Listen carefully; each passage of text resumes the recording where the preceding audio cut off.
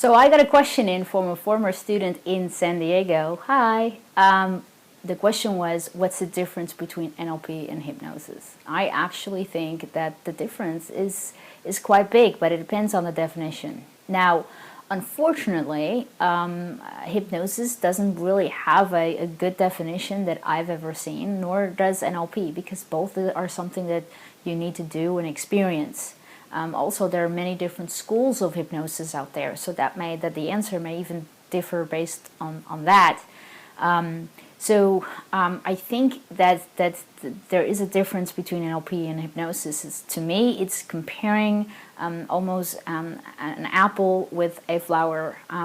They have certain things in common, and most things they kind of do not.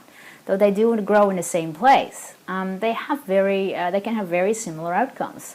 Stop doing something and start doing something else. They also are about personal change in becoming a better person and maybe healing something that you've been doing for a long time or been struggling with. So that's a commonality. I think the best way to illustrate it as to what happens when you go to see a hypnotist.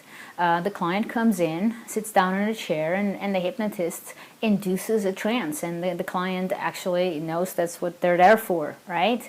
And the hypnotist either uses a script, or if they're a good hypnotist, they actually don't use a script. They're so well trained and good at what they do that they can actually just induce a trance without using a script.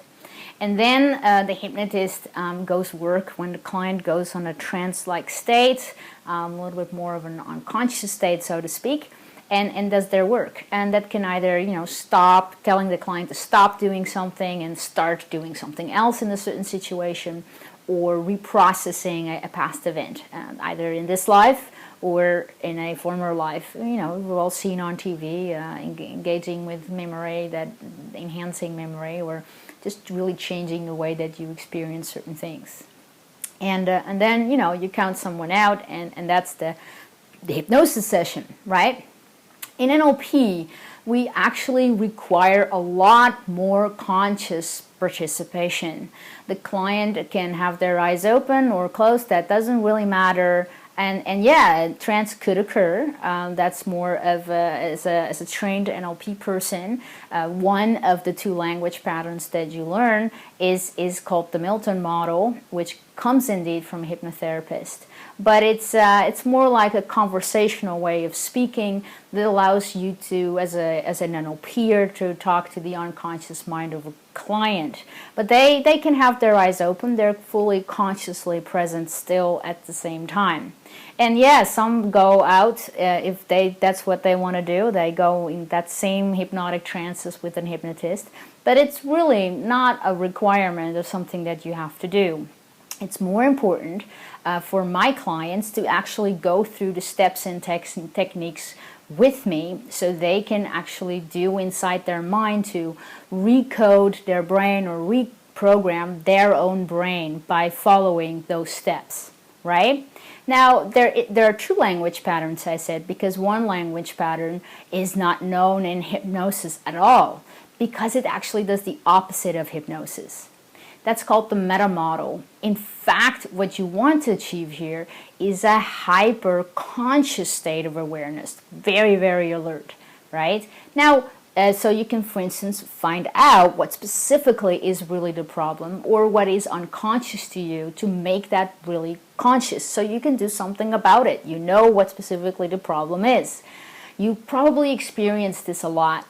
For instance, you've been doing something for a while, or repeating something for a while, and you just go on autopilot, and then suddenly, bam, you get an epiphany. It shoots in your conscious awareness actually what you have been doing. Well, we have a language pattern in NLP that actually facilitates that process to get that clarity in. And then we do the techniques that work also on an unconscious level and with the conscious participation, like I said, and that's how we get the client from A to B, so to speak. Now, what's better, NLP or hypnosis? Well, I think that the answer to that question is really simple.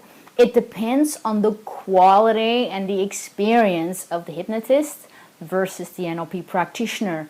the quality of their training and the quality of their trainer even, right? And so I also think that talent is involved. You know, are you able to build rapport with the client or not? That's a big thing. Also, what's better, NLP or hypnosis, is in how willing is the client, willing and understanding to actually give the hypnotist or the NLP practitioner permission to work with them. In fact, I want my clients to do the work. I will show them the techniques. I will teach them how to use their brain properly. But they are in the end the ones that really need to do it.